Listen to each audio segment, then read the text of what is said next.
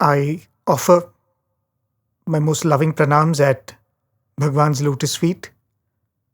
I pray to Swami that he gives all of us the understanding.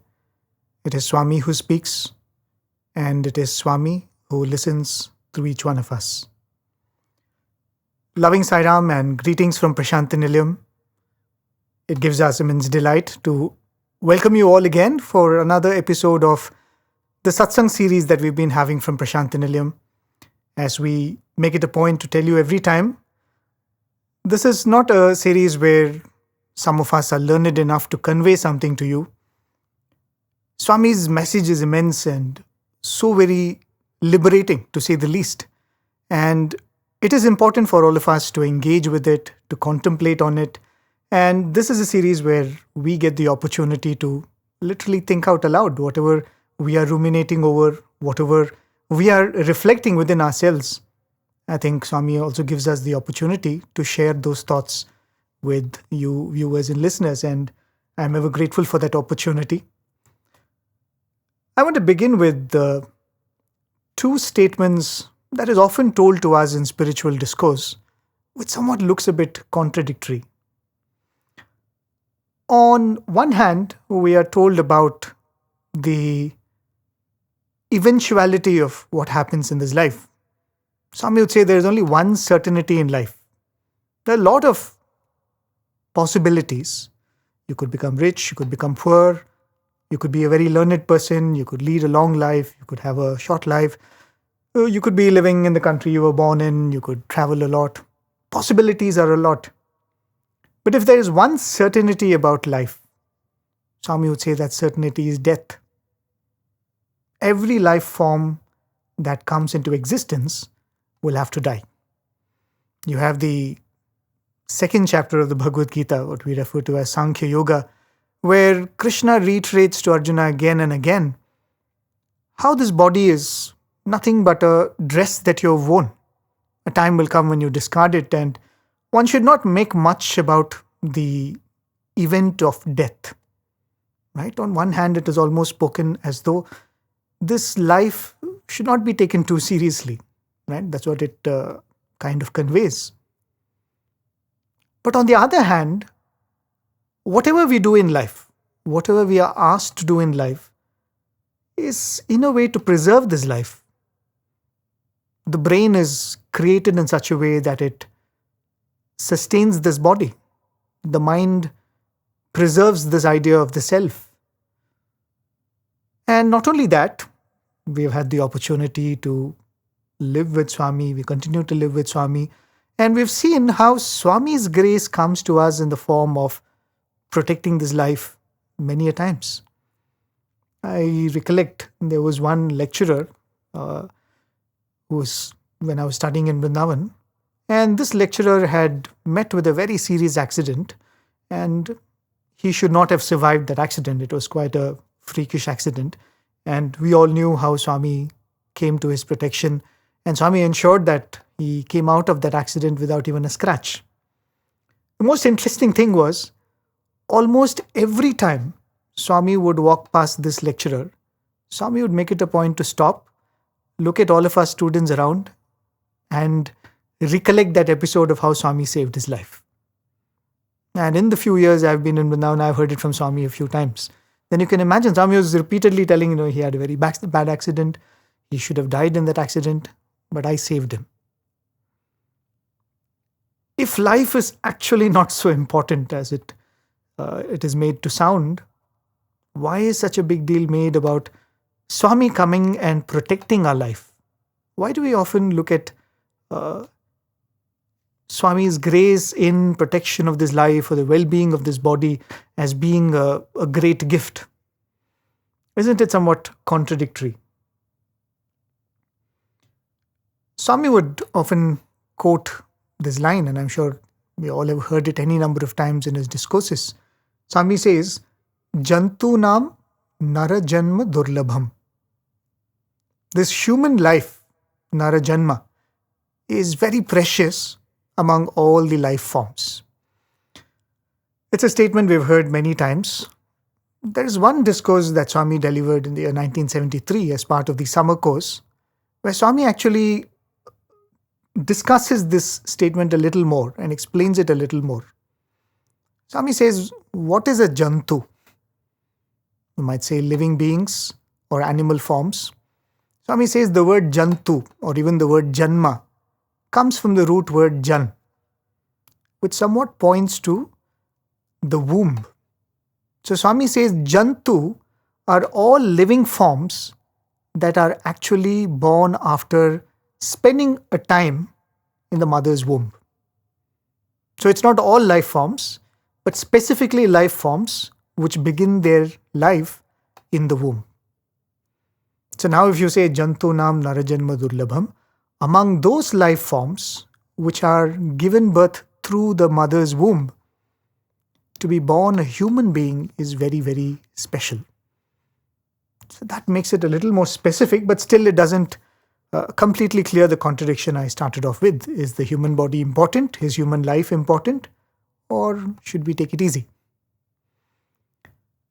There's a very interesting Upanishad, not very popular, it's considered one of the minor Upanishads, called the Garbhopanishad. Garbha, as we know, it means the womb. So there is this Garbhopanishad. I should make it a point that I have not come across any reference where Swami has specifically spoken about this Upanishad. But there is a very interesting discourse that I came across. The discourse was delivered by Swami in 1997 during the Shivratri celebrations, where Swami actually makes references without naming the Upanishad. He makes a few points which actually come from this Upanishad, sort of validating whatever this Upanishad says. But what is interesting about this Garbhopanishad? In this spiritual text, it actually describes quite in detail about the genesis of the fertilized egg, that becoming the embryo, eventually becoming the fetus, and the fully developed human offspring. The entire science of embryology is actually described in that Upanishad. Going back to that discourse where Swami was making a reference to this, Swami makes a very interesting point. I'm going to make that point as I heard it from Swami, with the honest disclaimer that I don't claim to have understood whatever Swami said. But what Swami said kind of hints at some things which we could pay attention to. Swami says that every life form is born in darkness. Every life form is born in darkness. And the word for darkness in the language of Sanskritam is tamaha. Tamas. Tama means darkness.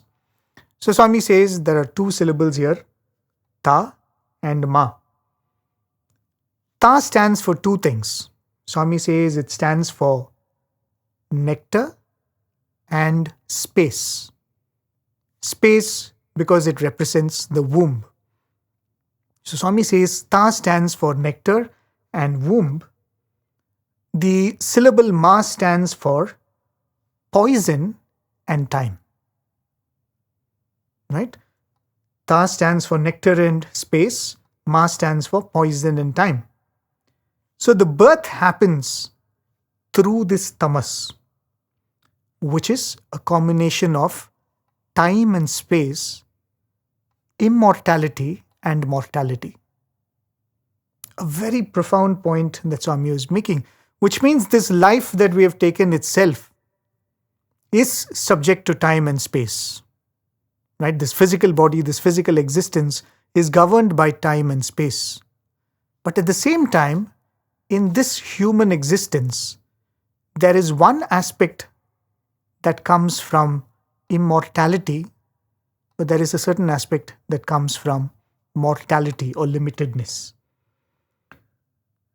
As I said, the Garbhopanishad gives this detailed description of how this embryo goes through the progress and eventually becomes a child. I'm not going to go into all the details that the Upanishad speaks about. I don't think it's really relevant for us, but a few points that the Upanishad mentions, and more importantly, the few points that Swami mentions in the same discourse where he was talking about the development of the embryo. Swami says that in the beginning, this life begins as a water bubble. It's quite interesting. Swami says this whole life, when I say life, it means this body begins as a water bubble. How often have we heard Swami say that the body is a water bubble, the mind is a mad monkey, right? So it really is the case. The body actually begins as a water bubble. And then Swami says on the 7th day, it becomes oil, which perhaps means the fats and proteins start forming in this water bubble, and that's when it becomes this bubble of oil perhaps. And then Swami says on the 15th day, it takes the form of a pinda or a ball of flesh. On the 30th day, it becomes what we refer to as the fetus.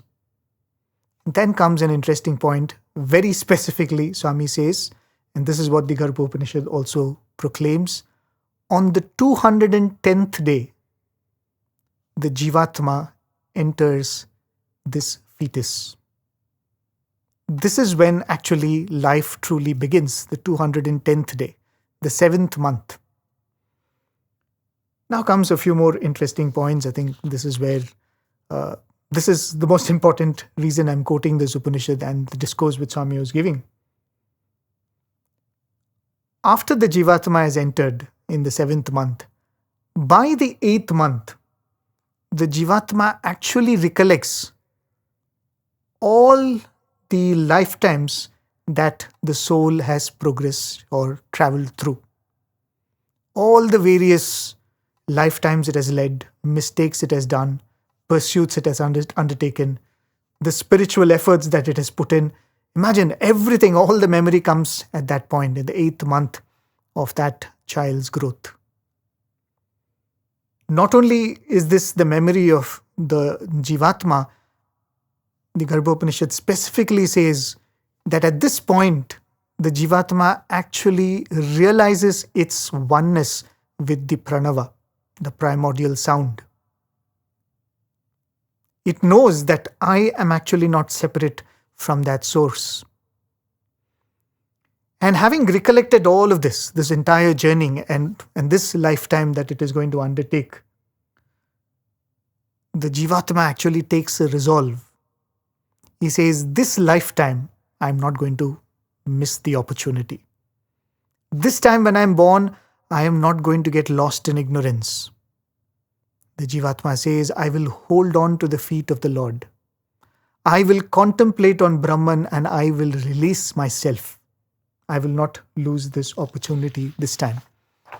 Imagine that is the resolve that this Jivatma actually takes at that point in time. Then we all might ask, what happens after that? The Upanishad says, and even Swami has said this elsewhere, that at the moment of birth, this entire memory is wiped out. And the child is born completely blank, unaware of this entire journey. Swami says in one of his discourses, imagine the plight of that child that is born from complete knowledge to complete darkness, complete ignorance. And that is why the child screams and cries, because of this sudden engulfing of darkness that happens at the point of birth. There is this beautiful poem that Swami writes. Actually, it's like a folk song. Swami writes this in Sandeha Nivarani. It's a very interesting song. I think many of you might be aware of it, where Swami writes it in the form of a song for a puppet show. Tai tai tai tai tai bomma, Swami writes. And in fact, the way Swami introduces this, he tells to that imaginary devotee with whom the conversation is happening in the Sandeha Nivarani. Swami says, I will give you a song. You go through the song, you contemplate on what it says. It will lead you to developing vairagya. Right? And in that, Swami writes one of the first few paragraphs in that, Swami says, imagine this child is born without knowing where it is, who it is, what this journey is all about. And when in that pain the child cries, everybody stands around and celebrates the birth of the child. As everyone celebrates, you cry, and Swami even says that, oh my God, I'm born again. So that is precisely how this life actually begins. So we are born to that moment of darkness. And that is why we begin with that cry, Swami says. But then the question is still begging, what is special about the human birth then? Why jantunam narajanma durlabham? When I said that when you say jantu, it means every living form that begins with a womb. Perhaps this experience of being plunged into darkness from knowledge happens to every jantu that actually goes through this process of being delivered from the womb. And when Swami says jantunam nara janma durlabham, maybe it is only in this human birth we have the opportunity to gain or to attain that knowledge again that has been so unceremoniously taken away from us at the point of birth. Perhaps all other jantus will have to live their life in that darkness, helplessly. But only the human form gives us the opportunity to gain back that knowledge that we have lost. So we begin the journey in this way.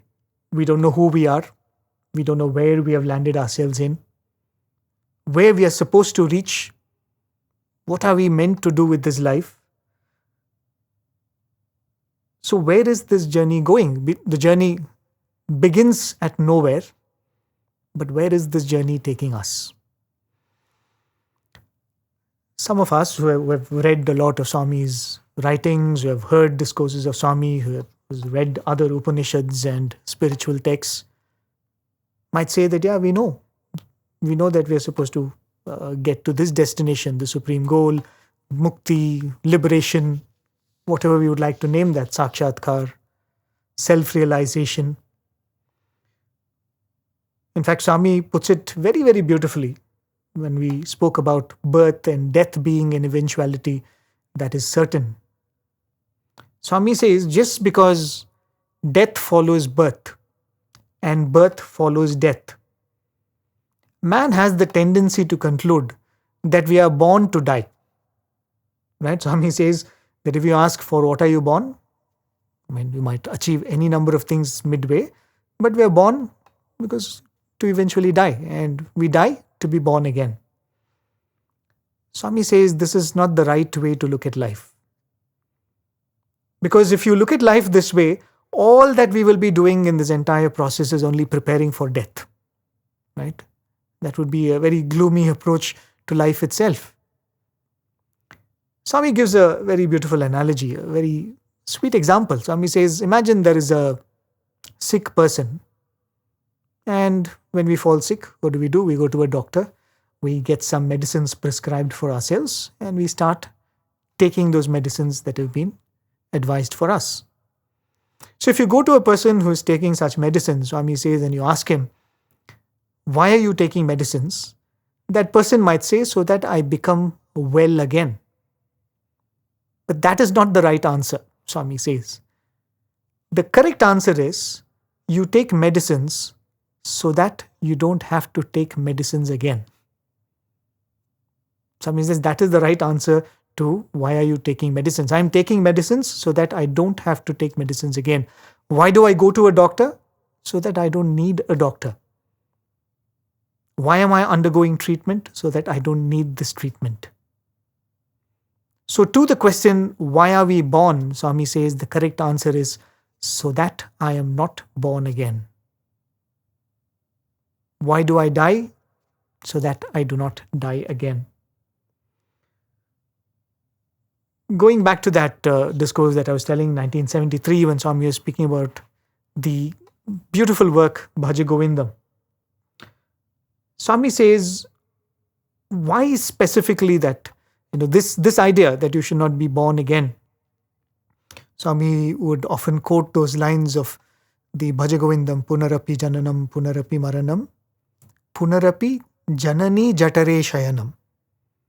You're born again, you die again, and you again lie in the womb of the mother. Swami quoting these lines, he asks, why is Adi Shankara specifically referring to the time the Jivatma spends in the womb, the individual soul lying in the womb? Why is such a big scene being made out of that? Swami gives two specific reasons, very important reasons to keep in our mind and contemplate upon. When this Jivatma remembers this entire journey, it sort of realizes who it really is, its divine legacy, so to say. It asks itself, me being so glorious, should I be trapped in a small space like this, wallowing in my own filth?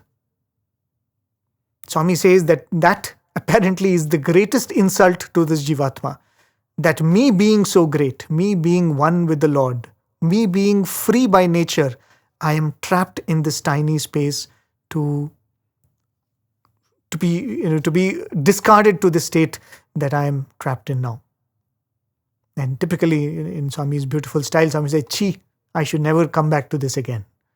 The Jivatma resolves. So it is like one of the greatest tragedies of the Jivatma to be trapped in that womb. The second point that Swami makes, again a very important point, that time that is spent in the mother's womb, that individual soul becomes so indebted to the mother who protects the child in the womb, who sustains the child in the womb, that this give and take with that other soul that mothers this child in the womb, Swami says, is immense. So it becomes like a huge burden of debt that this individual soul has to repay. But of course, it is not like a give and take that we otherwise speak about, because Swami says the truest gratitude that you can show a mother, right? You have been in a mother's womb for 9 months and you've given immense inconvenience to that mother. The truest gratitude that you can show a mother is to ensure that you don't give the same pain to another mother. Swami says that is the whole idea of this journey of being born again, and that is why Adi Shankara specifically says, Punarapi Jananam, Punarapi Maranam, Punarapi Janani Jatare Shayanam. It is like the Jivatma saying that, oh God, I'm doing this. I'm putting another soul through this. When will I put an end to this? But let's leave aside all of this bookish knowledge aside, if I could put it that way, because this is like, as I can think of it, going into an exam hall with having all the answers written in a secret paper. That doesn't help us in any way. Let us begin with where we all begin with. Let's begin with that darkness. Let's begin this journey from that nowhere. We are born, we don't know who we are, we don't know where we are from, we don't know anything about this journey. We don't know what we are going to achieve. We don't know what we have, what wherewithal we have to achieve what we are going to achieve. Swami says that that point of birth, when you're just born, the child cries out, and that cry is a very specific question, Swami would say. The child says, Koham, Koham, Koham. Who am I? Who am I? That is the question with which each one of us have been born. But some series of interesting things happens after that. When I ask, who am I? One person comes and says, you are my child. You are my son. You are my daughter. And if I were to, of course, we were too young to ask that question back at that point in time. But if we were to look at that individual and ask, who are you? What would be the answer they would have given? They would have said, I am your father or I am your mother. There's an interesting way of looking at this. What is the answer that we have been given when we ask this question of who am I? Let's say I'm getting ready for work in the morning. I'm trying to gather all my things before I leave for work. And I'm not able to find my keys. And I ask my mother, have you seen my keys? And let's say my mother tells me, oh, your keys, it's next to your wallet. And I ask my mother, where is my wallet? And she says, the wallet is next to the keys. And I ask her, where is my wallet and my keys? And she says, they are next to each other. I ask a question, and I've been given answers. The answers, each one factually correct,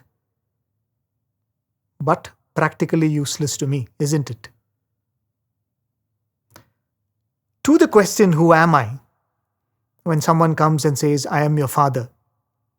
And to the question, who are you? If he says, you're my child and I'm your father, right? When I ask, who am I? He says, you're my son. And I ask, who are you? He says, I'm your father. It is like telling the wallet is next to the keys and the keys are next to the wallet. Arbitrary answers which are of no use to us. And if we were to ask, okay, who are you? And the person say, my grandfather probably might come and say, he's my son. And this goes nowhere, right? This answer is of no use to us.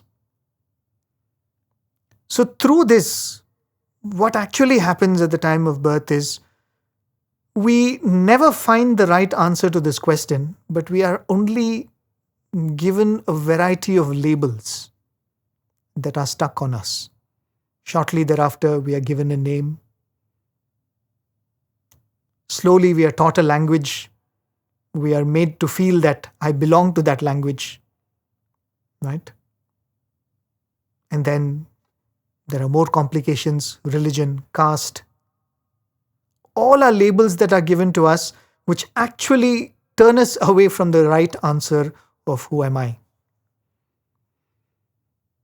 There's this beautiful short story that I came across one time. There is this businessman who is a very spiritually minded person who suddenly takes up to the spiritual path. He says, I should go and find a guru and I should start seriously on a path of sadhana. So he goes to the guru and he prostrates in front of him. He says, Guru, please accept me and please lead me on this path of spiritual sadhana. So the guru looks at him and he says, I don't know who you are. Who are you? So the man says, I am Ramesh, or whatever is the name. And the guru asks him, no, that is your name. Who are you? The man is a little taken aback and he says, I'm a businessman. That is your profession. Who are you? And he says, I'm so-and-so's son. Well, that is your antecedents. But who are you? Then the guru says, answer this question. That itself will be your sadhana. Find answers to this question. That itself is the path of inquiry.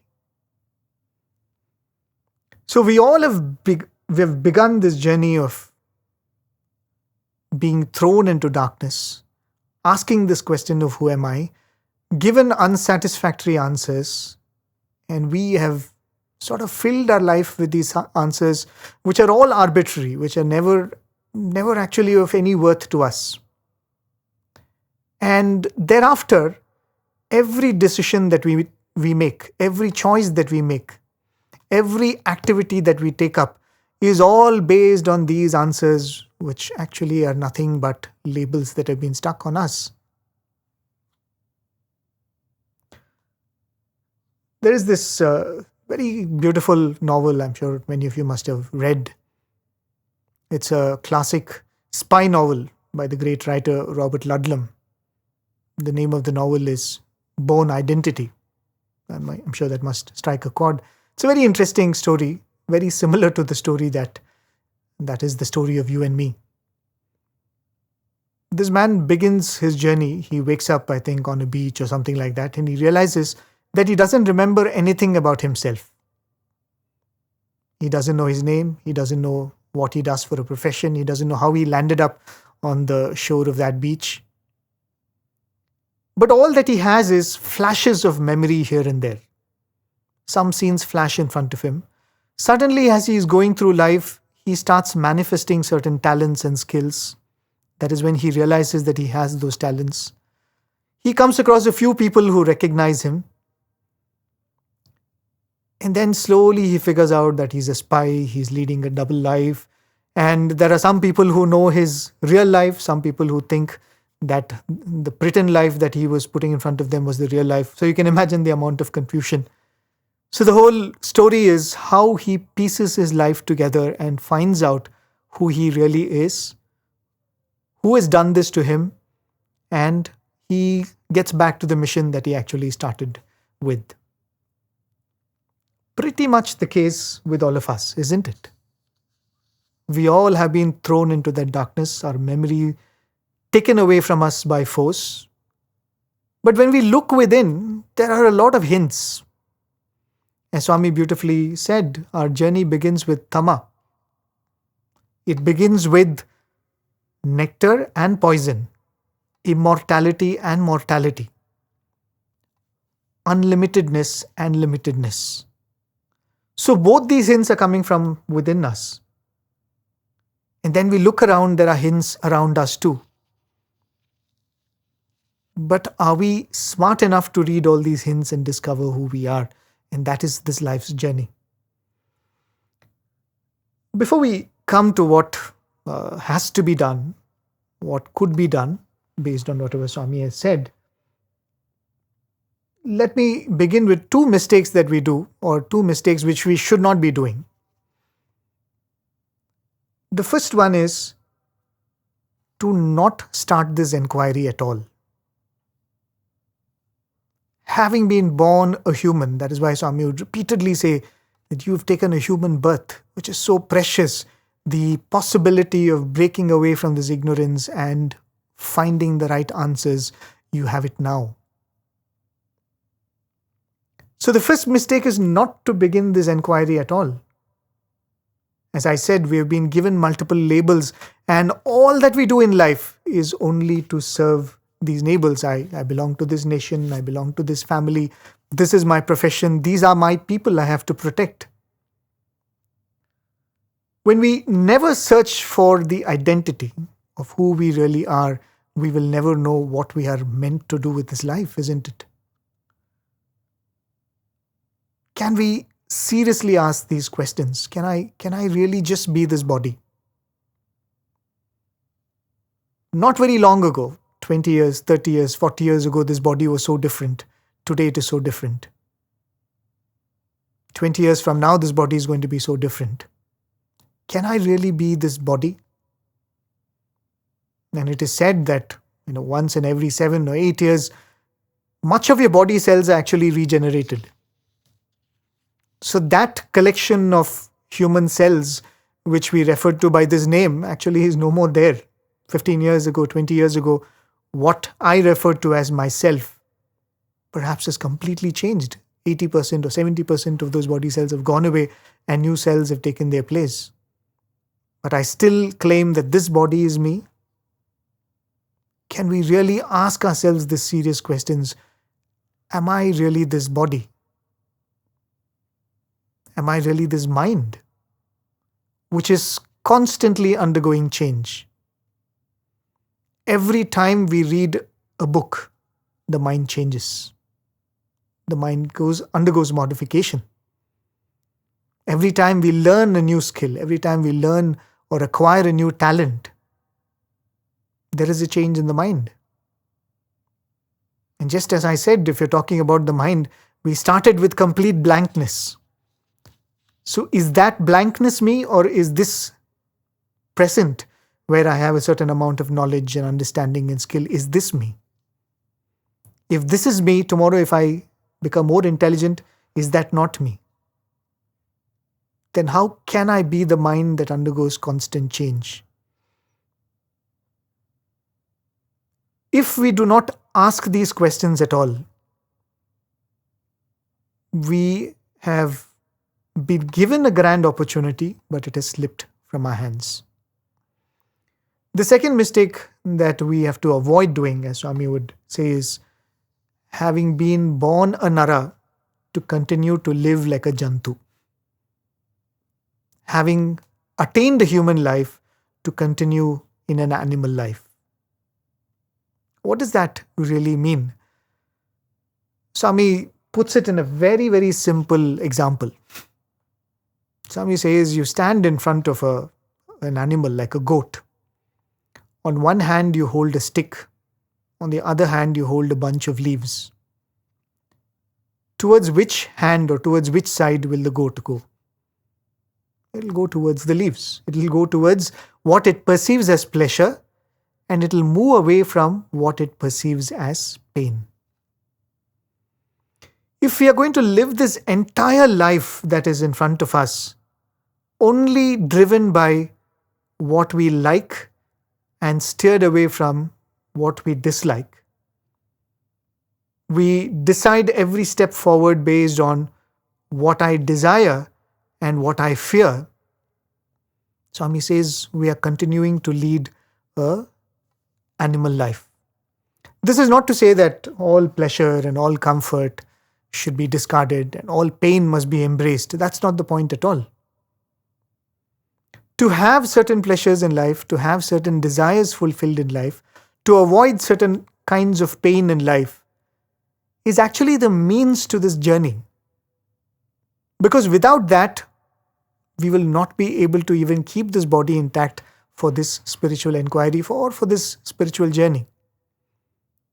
But that is only the means, and that acknowledgement becomes very, very important. Imagine this example. You go into the ocean in a small boat. We all like when the waters are calm, and we all don't like when the waters are rough. Now, if this entire journey of going through that ocean, I am only doing it based on this set of desires and fears that I have.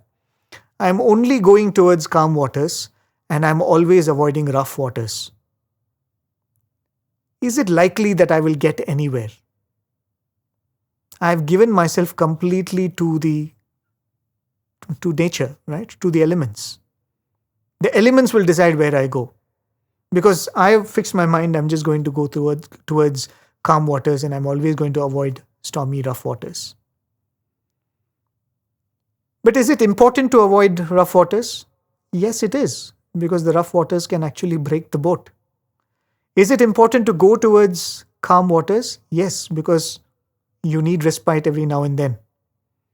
But if that alone defines how we are going to progress, then there will actually be no progress towards the destination. There will be only going around in circles. And today most of us do the mistake that we all indulge in is this, that we fill life's pursuit only with trying to attain what I like and trying to avoid what I dislike. Which means the means of this life completely occupies every bit of my time and effort in this life's journey. But if I am able to keep my mind on the end of this entire journey, I can manipulate the means a little bit, right? I can give myself a little bit of what I need at times. I need some rest at times. I need some peace at times. I need to avoid some conflicts at times. I need to give myself some pleasures at times. But I can at least ensure that I'm traveling towards the end. But if the end is not considered at all, if the end is not acknowledged at all, then the means will occupy all our time and effort. And that is what we refer to as samsara, right? The word samsara comes from the verb samsarati, apparently. Samsarati means to move around listlessly. And that is precisely what we will be doing if we give ourselves up to these two mistakes. One is not to begin this process of inquiry at all. Who am I? What am I here for? Is this all really life is about? Not asking these questions at all. And the second mistake is to continue to lead a life of an animal even after being given the life of a human being. What is it that we can do? As I said, let's not get ahead of ourselves and say that, okay, I've read this in this book, I've read this in this spiritual literature, this is what we need to do. Let us think that we are blank right now. As I said, going back to that analogy of the Robert Ludlum novel, I am blank. There are some hints in me. There is some things that I do, I'll get lost. There are some things if I do, it will lead me towards a little bit of clarity. There are inputs that come from within. There are inputs that come from without. What can I do to ensure that from this state of nowhere, I'm at least getting somewhere? I'm going to just speak on this based on a very famous quote that Swami would often recall in his discourses, which I'm sure many of you must have heard. It's a 4-step process, if you could put it that way. Swami says, Tyaja durjana samsargam, bhaja sadhu samagamam, kuru punya mahoratram, smara nitya anityatam. 4 points. The first point in that is, Swami says, give up bad company. Tyaja durjana samsargam. Who are to be qualified as durjanas? Right? Again, going back to that analogy, the explanation of jantu. Durjana could actually mean those people who are constantly involved in such activity that actually takes them back to the womb again and again, who are lost in this cycle. Right? Durjana are those that are repeatedly making a mess of this opportunity that is given to them, isn't it? Can we avoid the company of those people or company of those kind of inputs in the mind that is going to take us further into delusion? The second point Swami makes is entertain good company. Bhaja sadhu samagamam. That company which inspires you to look at the purpose of this life. That company which allows us to put things in perspective, that something is not as important as we think it is. That this is the means and this is all the relevance and importance it has to be given. Let's not give it more importance than it is due. These 2 points, Swami says repeatedly, very, very important. Run away from bad company and entertain good company. Satsanga and keep away from bad company. Because as I said, we are born out of this duality of wisdom and ignorance, of immortality and mortality, which means both these set of inputs are coming from us from within. There are some things that we do which are purely divine traits, right? There are some qualities that come from us which actually are sparks of the divine. But there are also other thoughts which kind of remind us again and again that we are just this body. So when you have both these kind of inputs coming from the mind, I think the company that we keep decides which voice we are amplifying. Can we keep that company which leads us to more clarity? Can we avoid that company which takes us further and further into delusion? Of course, this comes with a lot of other nuances, not within the scope of this talk. It's not that everything has to be avoided, every company has to be avoided. Sometimes duty mandates us to keep the company of different kinds of people. But that's a different discussion. But as much as we can we entertain the company of those that allow us to think in the right way? It's a very beautiful discourse where Swami gives 3 qualities to look for in a person whose words that you can listen. Right? Very interestingly, Swami puts it. And in fact, speaking about that, Swami says, in today's day and age, you give a person money, he will tell you anything. So should you listen to anyone and everyone? And if you look at ourselves, that's precisely what we do. We are ready to listen to anyone and everyone. Whoever has a word of advice, we are ready to listen. Whoever puts it across in a way that it is interesting, we have a ear. Swami says, but those whose words you can live by, whose words of advice that you can accept and model and modify your life according to that, those people should be of those who have these 3 qualities. Swami says, Swartha Rahitudu. That person should be a Swartha Rahitudu, which means he or she must be selfless. The advice that they give should come from a state of selflessness. Right away, all of those people who speak to you in advertisements have been taken away from the list. All social influencers that we see in social media who are ready to give us advice because they have monetary benefits from that. Swami says the person who comes and gives you advice who has nothing to gain from you following it or not following it. That is one of the qualities, right? It's not complete, it's one of the qualities. The second point, Swami says, Chitta Shuddhi Kaluginatti Vadu. Very, very clearly, Chitta Shuddhi Kaluginatti Vadu, which means a person who has a pure intellect. The person who is giving you advice may not get anything to gain from you, right? That's not always the best advice, because people can give you advice knowing very well that in no way it is going to affect them. But the person not only is selfless or does not have any self-interest in the advice that they are giving, but by nature, their mind is pure.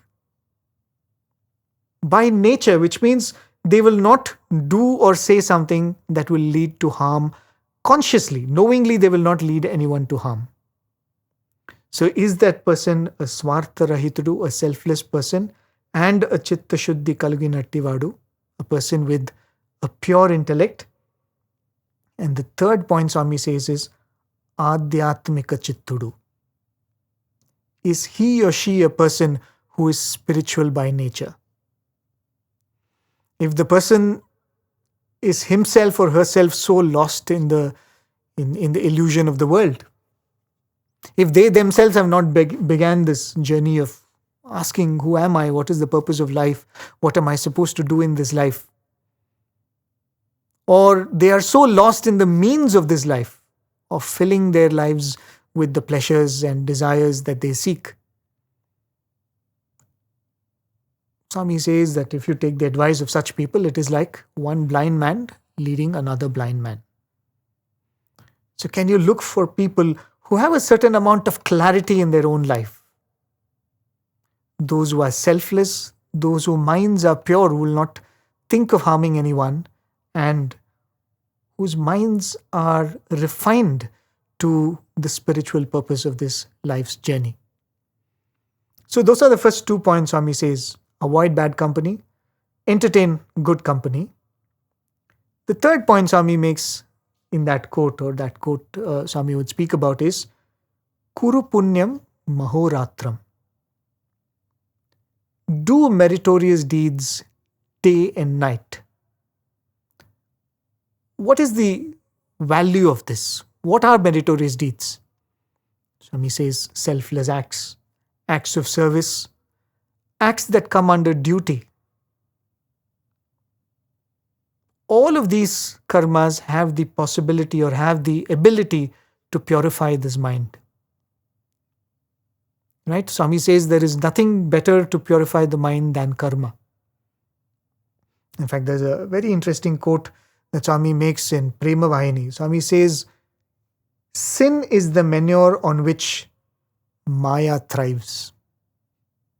Right? When you do sinful acts, that is how the mind goes deeper and deeper into Maya or into illusion. So the corollary of that is the more meritorious your deeds are, the chances are that your mind will slowly start getting clarified and it will turn towards this journey that we are talking about, this self-inquiry that we are talking about. Right? So that is why doing meritorious deeds, when we talk about meritorious deeds, I said selfless acts. When will I do a selfless act? Actually, it's a paradox, as someone would say. There is nothing like a selfless act. Because when you go and help someone who's in need or someone who's in pain, nobody can deny the joy that comes out of that. Right? So there is no way that you can do an act of kindness without yourself benefiting from it. So there is actually no selfless act. But there are some acts which actually do not benefit this body and mind alone. When you do certain acts, there is a benefit that comes to us that is actually beyond this body and mind. If I am sharing the food that I have with somebody else, if I'm denying myself the food and giving it to someone else, it is not an act that is based out of this idea that I am this body, isn't it? The act itself stems from a thought that I am more than this body and mind. If I'm ready to put myself through some kind of an emotional or mental inconvenience so that the other person benefits, am I not very subtly acknowledging that I'm not just this mind? Similarly, when you do acts of duty, Swami says, when you're doing your duty, Swami makes this point in one of the discourses, he says, you are acknowledging that you are actually something like a small nut or a bolt in a huge machinery. You are making yourself feel like part of a whole, which means that act is stemming out of a certain attitude of oneness. So when we say doing meritorious acts without our knowledge, we do plenty of actions through the day. Some actions are born out of the idea that I am the body. Some actions are born out of the idea that I am this personality, this mind. But there are actions that come from this thought that I am more than this body and mind, and I need to dispense these activities. The more meritorious the activities, the actions that we perform day and night, Swami says, Kuru Punyam Ahoratram. The mind is slowly getting clarified in that whole process. And finally, a very, very important point, Swami says, Smara Nitya Anityatam. Pay attention to what is ephemeral and what is eternal. What is limited and what is unlimited. A very important sadhana that Swami would often reiterate and tell us that we must all do. As we go through this life, as we pursue pleasures, as we pursue our ambitions, as we fill our lives with relationships, friends, contacts, to constantly ask ourselves what is permanent, what is impermanent, who comes and goes, and who stays. I buy something, I attain something, I get a reward, I get a recognition. There is a certain happiness that comes from that. Is that happiness eternal? If it comes and goes, fine, that's all it is meant to do to me. It's meant to make me briefly happy. Should I give it more importance than that? What in this personality is actually permanent? Constantly asking yourself, is this all life is about? Just to strive for this much, or is there more to it? Whether we get an answer right away or not, I think that's besides the point. But are we even asking this question? Constantly are we asking ourselves, is this really worthwhile pursuing? Swami says somebody comes and praises you. Tomorrow someone comes and speaks ill of you. It's again something like the label that we all started off with. Someone comes and pastes this label saying that, oh, you're a good man. And we get delighted with it. Somebody comes and on their own pastes another label saying that, oh, you're an evil man. And we get upset about that. The more and more we start contemplating on what is real, what is unreal, what is nitya and what is anitya, we will take a better stock of life itself, isn't it? The most important thing that will happen in all of this is we will not get lost in the means. We are living in a world where to provide for this body and the needs of this mind, to provide for those who we have gathered around us and we claim as ours, our relationships, our family, our friends, is such a tall order already, right? The means has become so very engaging that we all run the risk of forgetting the ends. So the most important thing that we really need to do is, are we constantly refocusing our mind on the ends? Are we constantly taking a step back? And that's why the smara nitya anityatam is such an important thing. Once a day, during your day, or once a week, once a month, I don't know how often you have to do it, but are we recalibrating our minds every now and then? And to be able to recalibrate, you need those other 2 points. Bhaja sadhu samagamam. Are you able to recalibrate your pursuits in life, your ambitions in life, based on the words of those whose words you can trust? And how fortunate you and I are that we have the one who embodies those 3 qualities to the best possible way, right?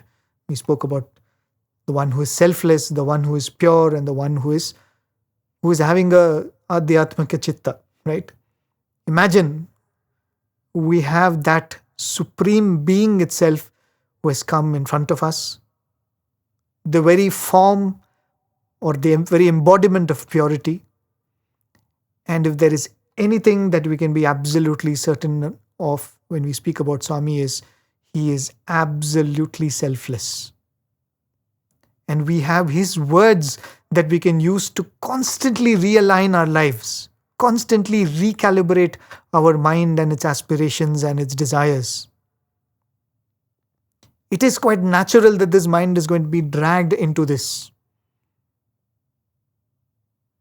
right? Because the mind is going to go out of order doing what it is meant to do.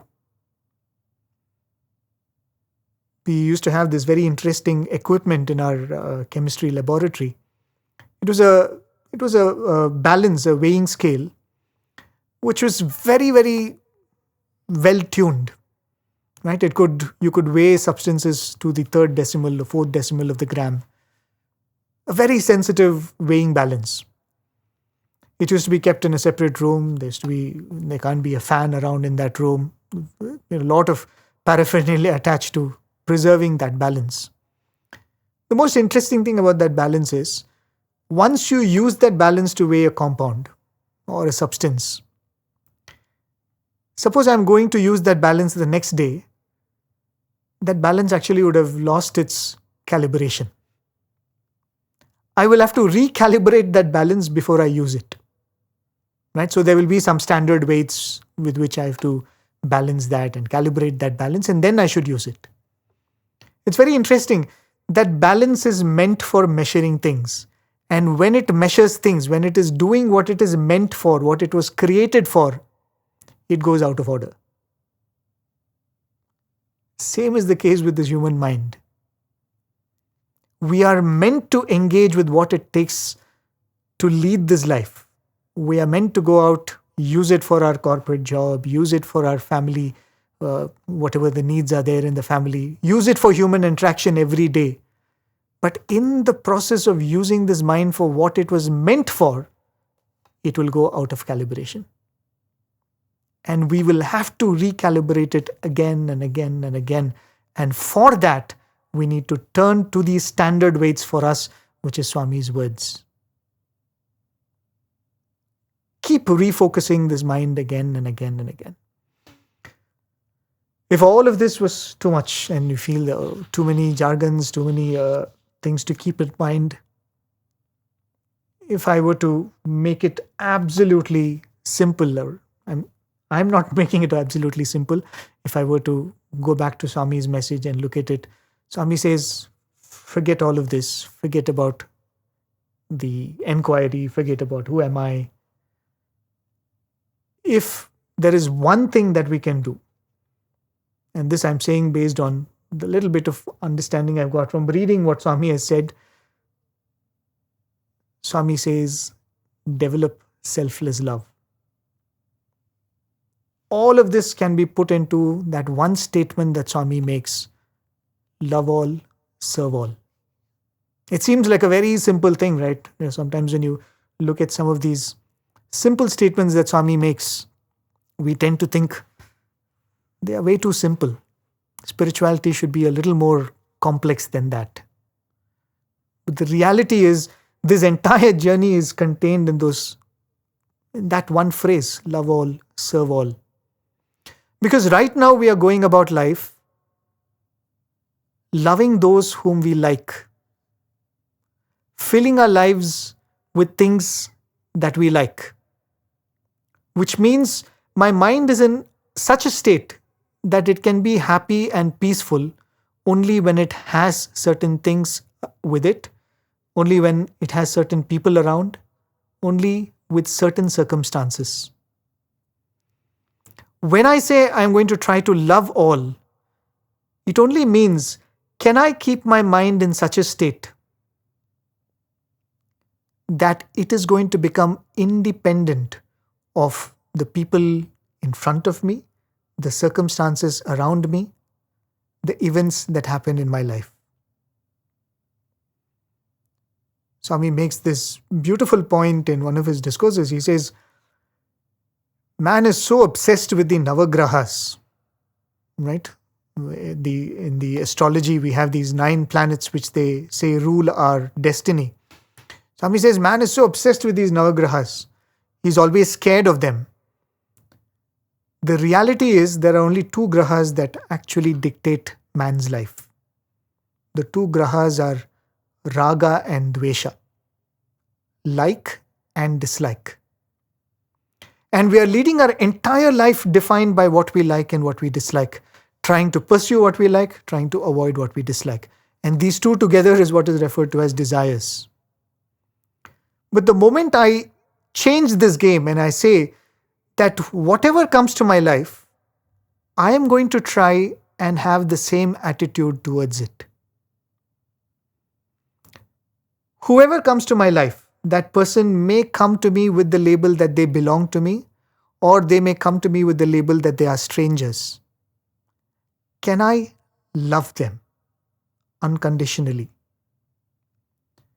We are literally changing the game that we are playing here. Instead of pursuing what we like and avoiding what we dislike, we are saying that I'm going to find the means to like everything that comes to me. In conclusion, there's a very beautiful episode that I'd like to quickly recall. We all know the great devotee of Swami, the first Vice Chancellor of Swami's University, Mr. V.K. Gokak. A literary giant. He is supposed to be a brilliant writer in multiple languages, Kannada and English. He was a doyen of English literature. We've heard him translate Swami's discourses. There are some really scholarly articles that he has written on Swami, books that he has written on Swami. A man of words, to put it in the least of terms. Apparently one day Swami walks up to him and Swami asks him, Gokak, what is love? And recollecting this episode, V.K. Gokak could say that all my literary knowledge collapsed. All my knowledge of English and literature and everything that I'd read and gathered collapsed because I couldn't define this simple word love. And I stood there in front of Swami blank. How do you define love? And Swami stood there and Swami said, tell, what is love? And he said, Swami, he was tongue-tied, he didn't know what to reply. And in the sweetest way, Swami patted him and Swami said, love is selflessness, self is lovelessness. And Swami walked away. And as he was contemplating this simple line, love is selflessness, self is lovelessness, he said, nobody could have defined it better. This journey is nothing but this idea of selfishness to that idea of that expansive self, that whatever I do, I am doing to myself. Whoever I serve, I am serving myself. Whoever I love, I am loving myself. So this journey from lovelessness to selflessness, from being self-centered to that state of love, and we have had the definition, we have had that example in front of us, right, in the form of Swami himself. And if all of this is very difficult for us to follow, Swami says, love me and look for me in every single person you encounter. Right? In fact, that is the final journey, as Krishna beautifully describes in one of his shlokas in the Gita. He says, whoever sees me in everyone, and whoever sees everyone as being contained in me, he has seen the tattva. He has seen the ultimate truth. So which path we take, which path or which part of the path we are in, it really doesn't matter. But all of these talks like these, satsangs, whatever we read in Swami's discourses, whatever we hear, tune into our discourse stream and listen to Swami's voice, these are all means by which we literally shake ourselves a little and say that don't get lost in the means, focus on the end.